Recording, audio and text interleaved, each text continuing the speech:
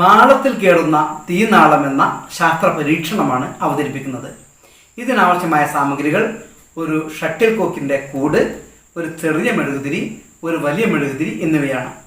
നമുക്ക് ഈ മെഴുകുതിരി കത്തിച്ച് അതിൻ്റെ തീനാളം എങ്ങനെയാണ് നിൽക്കുന്നതെന്ന് നോക്കാം. മെഴുകുതിരി ലംബമായി പിടിച്ചപ്പോൾ തീനാളം മുകളിലേക്കാണ് നിൽക്കുന്നത്. ഇനി മെഴുകുതിരിയെ നമുക്ക് ഈ ദിശയിൽ പിടിച്ചു നോക്കാം. ഇപ്പോഴും തീനാളം മുകളിലേക്ക് തന്നെ. ദിശ ഇങ്ങോട്ട് മാറ്റിയാലോ?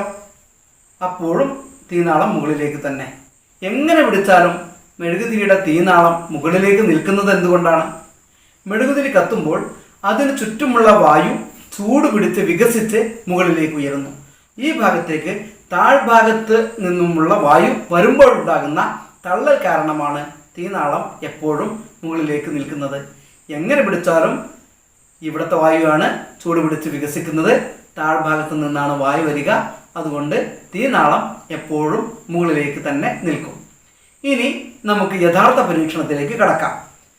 ഈ ചെറിയ മെഴുകുതിരിയെ ഞാൻ കത്തിക്കുകയാണ്. ഈ ഷട്ടിൽ കോക്കിൻ്റെ കൂട് കൊണ്ട് ഇതിനെ ഞാൻ മൂടുകയാണ്. ഈ ഷട്ടിൽ കോക്കിൻ്റെ കൂടിൽ ഇവിടെ സൈഡിൽ ഒരു ചെറിയ ദ്വാരമുണ്ട്. ആ ദ്വാരത്തിൻ്റെ അടുത്തേക്ക് ഞാൻ ഈ മെഴുകുതിരി നാളം കൊണ്ടുവരുന്ന സമയത്ത് അതിൻ്റെ ദിശക്കുണ്ടാകുന്ന മാറ്റം നോക്കുക. അന്നേരം അത് മുകളിലേക്കാണോ നിൽക്കുന്നത്, അതോ അതിൻ്റെ ദിശക്ക് എന്തെങ്കിലും മാറ്റമുണ്ടാകുമോ? നമുക്ക് നോക്കാം. ഇതാ ഇവിടെ എത്തിയപ്പോൾ തീനാളം നേരെ ആ മാളത്തിൽ കയറിയിരിക്കുന്നു.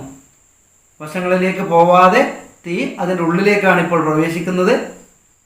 അതേസമയം പുറത്തെടുത്താൽ അത് മുകളിലേക്ക് നിൽക്കുന്നു. പുറത്തു വരുമ്പോൾ മുകളിലേക്ക് നിൽക്കുന്ന തീനാളം ഇവിടെ എത്തുമ്പോൾ നേരെ അതിനുള്ളിലേക്ക് പ്രവേശിക്കുന്നു. പാമ്പ് മാളത്തിൽ കയറുന്നത് പോലെ. പുറത്തെടുത്താൽ വീണ്ടും മുകളിലേക്ക്, സമീപത്ത് കൊണ്ടുവന്നാൽ വീണ്ടും ഉള്ളിലേക്ക്. പുറത്തെടുത്താൽ മുകളിലേക്ക്, സമീപത്ത് കൊണ്ടുവന്നാൽ നേരെ ഉള്ളിലേക്ക്. എന്താണ് ഈ തീനാളം ഇവിടെ കൊണ്ടുവരുമ്പോൾ ഈ ഷട്ടിൽ കോക്ക് കൂടിൻ്റെ ഉള്ളിലേക്ക് പ്രവേശിക്കുന്നത്? അതിൻ്റെ കാരണം നമുക്ക് ചർച്ച ചെയ്യാം. ഈ മെഴുകുതിരി കത്തുമ്പോൾ ഷട്ടിൽ കോക്കിനുള്ളിലുള്ള വായു ചൂട് പിടിച്ച് വികസിച്ച് മുകളിലേക്ക് ഉയരുന്നു. അപ്പോൾ ഈ ദ്വാരത്തിലൂടെ പുറത്തു നിന്നുമുള്ള തണുത്ത വായു പ്രവേശിക്കാൻ ശ്രമിക്കുന്നു. ആ വായുവിൻ്റെ പ്രവാഹത്തോടൊപ്പമാണ് മെഴുകുതിരിയുടെ നാളം ഇതിനുള്ളിലേക്ക് കയറുന്നത്. ഇവിടെ നടക്കുന്നത് ഒരു സംവഹന പ്രവാഹമാണ്. ചൂട് പിടിച്ച വായു മുകളിലേക്ക് ഉയരുമ്പോൾ അവിടേക്ക് തണുത്ത വായു ഈ ദ്വാരത്തിലൂടെ പ്രവേശിക്കുന്നു. വാതകങ്ങളിലെ സംവഹന പ്രവാഹവുമായി ബന്ധപ്പെട്ട ഒരു പരീക്ഷണമാണിത്.